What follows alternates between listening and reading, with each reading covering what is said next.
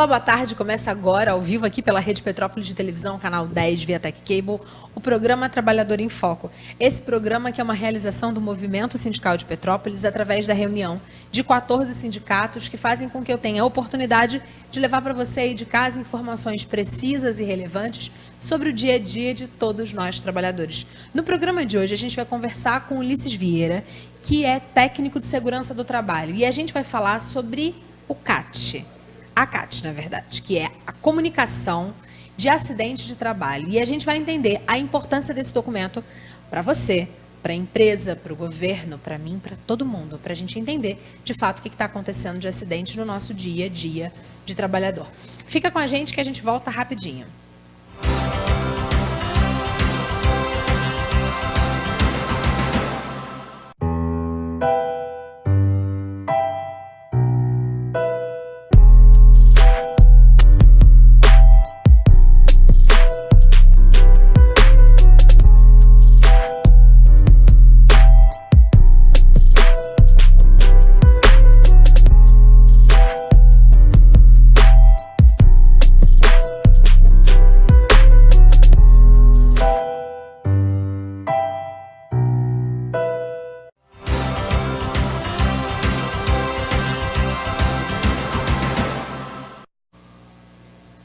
Estamos de volta e vamos dar início a esse bate-papo. Seja muito bem-vindo, Ulisses. Novamente é um prazer recebê-lo. Obrigado, Carla.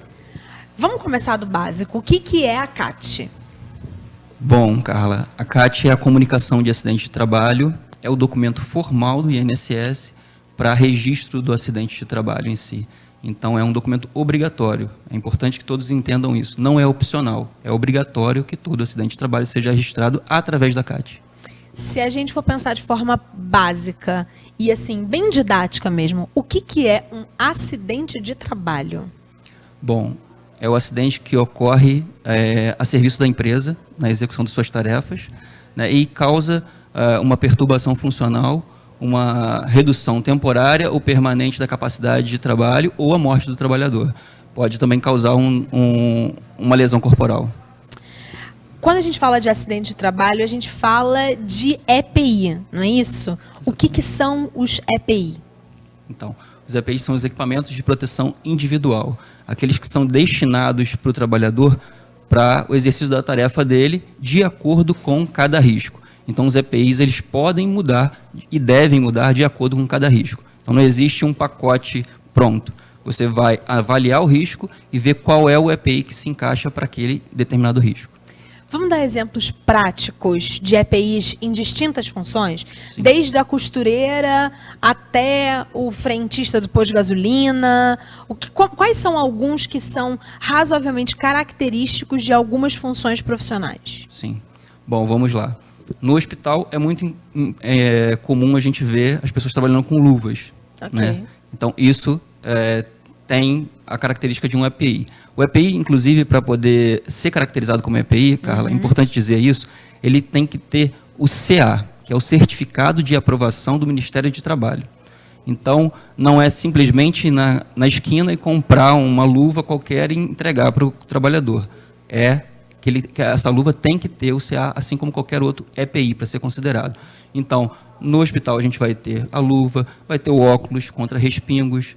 Numa obra, a gente vai ter também luvas, capacetes, botas. Numa indústria, também capacetes, aventais, macacões, tudo com CA para ser caracterizado como EPI. Quando a gente entende acidente de trabalho e aí a importância desse documento, existe alguma forma de que um acidente de trabalho seja descaracterizado, ele não seja mais percebido legalmente como um acidente de trabalho por conta de algum motivo? Sim. Bom, vamos lá. Um exemplo prático. O trabalhador, durante o final de semana, estava jogando o seu futebol e teve uma luxação. Não comunicou, não foi para a empresa e não disse nada para ninguém que teve uma luxação. Mal intencionado, digamos assim, e durante as atividades ele simulou um acidente de trabalho. Sim. Mas aquilo ali foi ocasionado no período de folga dele.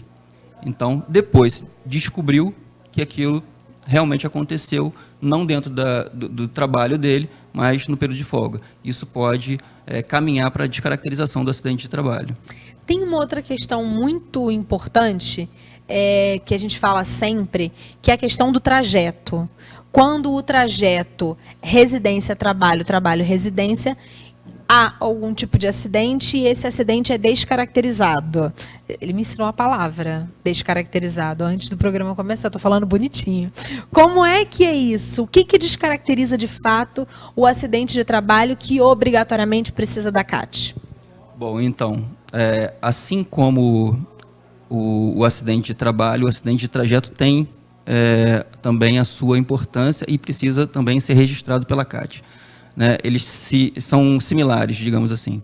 Então, se por um acaso aconteceu num período bastante posterior ao período normal de deslocamento da casa para o trabalho ou do trabalho para casa, né, por qualquer motivo que o trabalhador queira, né, ele está livre depois do horário de trabalho ou antes do horário de trabalho dele para poder fazer o que ele quiser, e, inclusive se deslocar da forma com que ele quiser, mas se por um acaso passou desse limite aí de tempo e também de trajeto, ele pode ser realmente descaracterizado, se for descoberto que não teve nenhuma relação de tempo ou de trajeto específico da casa para o trabalho ou do trabalho para casa. Se a gente está falando, por exemplo, saí do meu trabalho, entrei no ônibus, trajeto casa, sofri um acidente dentro do ônibus, acidente de trabalho. Acidente de trabalho. Saí do meu trabalho, parei no mercado, comprei o pão, leite, a banana, ok. Entrei no ônibus e estou indo para casa. É acidente de trabalho? Nesse caso aí não seria acidente de trabalho, porque eu tive um desvio, que é bastante normal, que a gente acabou de falar. Sim. Né? Saí do meu trabalho, ou ainda não cheguei no meu trabalho, eu posso ir para onde eu quiser. Isso não tem problema. Não tem nenhum problema. Mas ele pode ocorrer na descaracterização do acidente de trajeto. Maravilha. Que tipo de danos precisam ser de fato comunicados por conta da CAT? Então, qualquer acidente que cause a perda ou redução temporária ou permanente da capacidade laborativa ou a morte do trabalhador, com afastamento ou sem afastamento. Isso independe. E é muito importante a gente ficar atento a isso, que os gestores, os empresários e os próprios trabalhadores também fiquem atentos a isso. Aconteceu um acidente, causou essa redução ou perda temporária, ainda que seja temporária, abre-se a CAT e registre o acidente. Daquilo ali, daquele fato, pode futuramente acontecer um desdobramento. E se a gente tiver o registro desse primeiro fato, as garantias do trabalhador vão ser mantidas.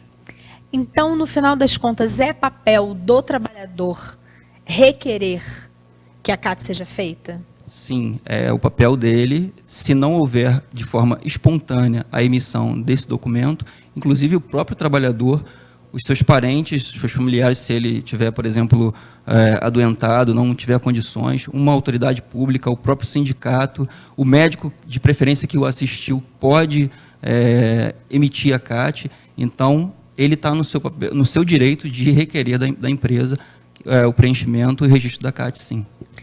De forma geral, tudo na vida tem ônus e bônus, né? Tem um lado ruim e tem um lado positivo. Você está falando que desdobramentos podem, a CAT vai ter ajudado. No que diz respeito ao trabalhador, ele também se utiliza desse documento para o INSS. A gente até vai falar disso. Por que as pessoas não fazem? Significa que tem algum ônus para alguém. Que ônus é esse e por que as pessoas fogem da obrigatoriedade desse documento? É porque o brasileiro está meio acostumado a fugir de tudo? É porque o empresário quer negligenciar o trabalhador? Na sua avaliação, qual é esse motivo principal e onde é que está esse ônus? Bom, eu diria que em primeiro momento seria mais pelo lado financeiro. Né? E pelo mexeu aspecto, no bolso já era, né? Pois é, e pelo aspecto também da imagem da empresa. Por quê? A empresa que menos investe em segurança, ela paga uma alíquota maior de imposto. Então, essa alíquota é progressiva de acordo com o número de acidentes que essa empresa tem. Então, quanto mais ela registra acidentes, né, ela pode pagar mais por não investir em prevenção. Então, nesse sentido aí, se houver uma má-fé, o empresário ou o gestor vai realmente vai negar o registro da CAT. E ele vai correr também um sério risco, que é de pagar uma multa violenta, inclusive responder judicialmente por isso. Certo. Eu dei uma estudada a respeito de CAT para a gente poder conversar, não superficialmente, mas também para poder entender um pouquinho mais de algumas questões e dividir com o nosso telespectador. E eu vi que, assim, existe uma diferença entre lesão corporal e perturbação funcional, mas ambas são acidentes de trabalho e precisam de comunicação. Você pode me explicar e também explicar para o nosso telespectador? Bom, vamos lá. Lesão corporal, a gente vai dar os exemplos de fratura, corte, contusão. Já em outra etapa, o segundo, a gente pode entender como um desmaio, uma desorientação. Vou dar um exemplo de um e de outro para poder a gente ficar bem explicado. E entendendo. Exatamente. O trabalhador estava no exercício das suas atividades a serviço da empresa e sofreu um escorregão, caiu e fraturou o braço. Vai ser uma lesão corporal. Certo. Né? Num segundo momento, para o outro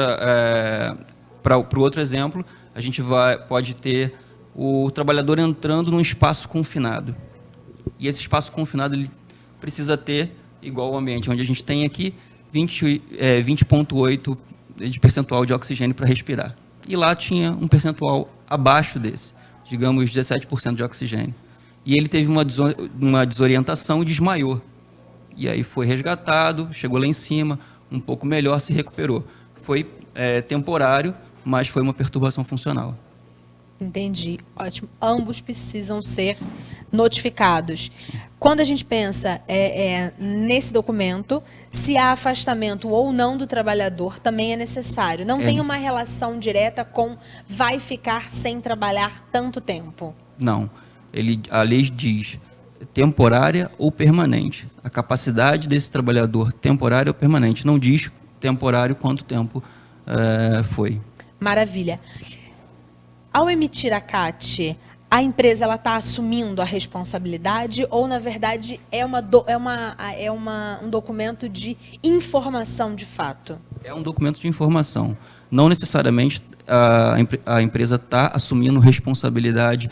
Em princípio, não é isso que se discute. É o cumprimento da lei para que os direitos do trabalhador sejam realmente mantidos e que ele cumpra a lei naquilo que diz respeito à informação que o INSS precisa para poder agir na prevenção de forma geral. Entendi. Porque, de forma geral, as pessoas estão acostumadas a assinar um documento, você está quase que assinando uma sentença de que você é responsável.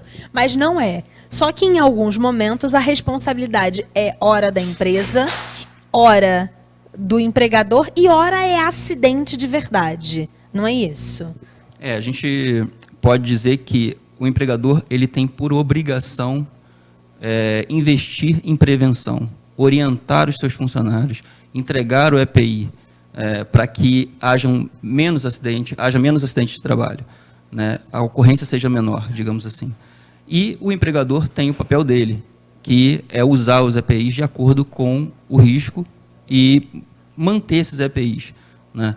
Então, se por um acaso houver uma recusa desse trabalhador no uso do EPI, por exemplo, ou no cumprimento das normas, o empregador ele deve chegar a esse empregado e dar as advertências, fazer cumprir o papel dele em relação a esse trabalhador, para que ele seja advertido e, em último caso, seja demitido, inclusive por justa causa, pela recusa do uso do equipamento de proteção individual ou pelo seguimento das normas de segurança.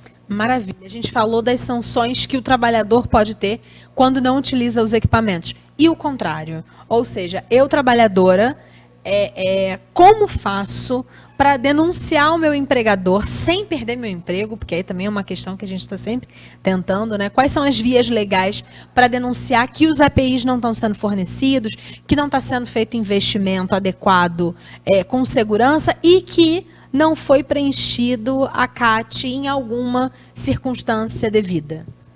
Nesse sentido, os sindicatos têm um papel muito importante nisso aí, de orientação, de guiar esse trabalhador para que ele não venha a ser prejudicado mais do que já está sendo. Então, se não estiver sendo entregue para ele o EPI ou qualquer outra coisa que ele desconfie que possa ser prejudicado, ele deve procurar o seu sindicato, deve procurar o Ministério do Trabalho, fazer uma denúncia, ainda que seja anônima, para que o fato seja, de fato, regularizado. Maravilha. A gente vai fazer um breve intervalo, volta no próximo bloco, dando continuidade a esse bate-papo, entendendo a importância da comunicação de acidente de trabalho, porque não adianta só acidente acontecer. Já aconteceu. Tem que comunicar também para virar estatística. Fica com a gente que a gente volta rapidinho.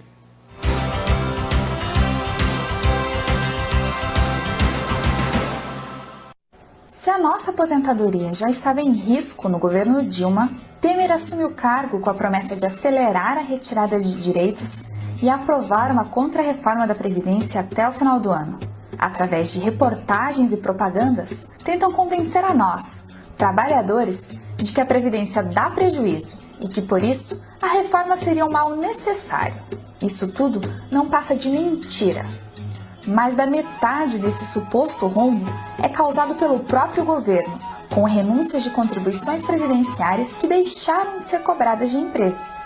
Além disso, para chegar nesse rombo, o governo finge que todos os benefícios da Previdência deveriam ser pagos com as contribuições dos trabalhadores e das empresas.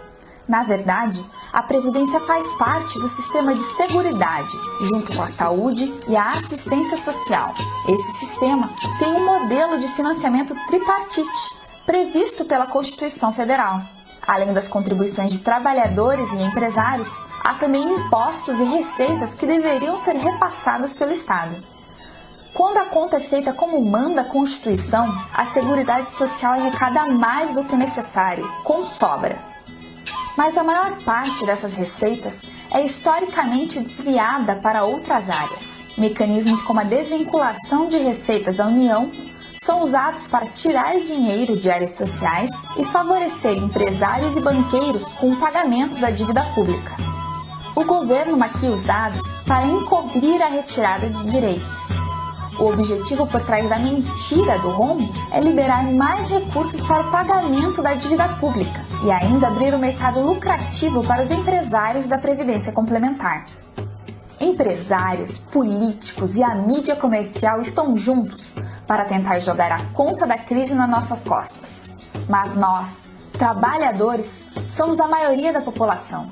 Estamos nas escolas, nos hospitais, nas fábricas e juntos podemos impedir qualquer tentativa de retrocesso. O caminho para barrar o desmonte da Previdência é a construção de uma grande greve geral. Ajude a espalhar essa ideia e junte-se à luta em defesa de direitos.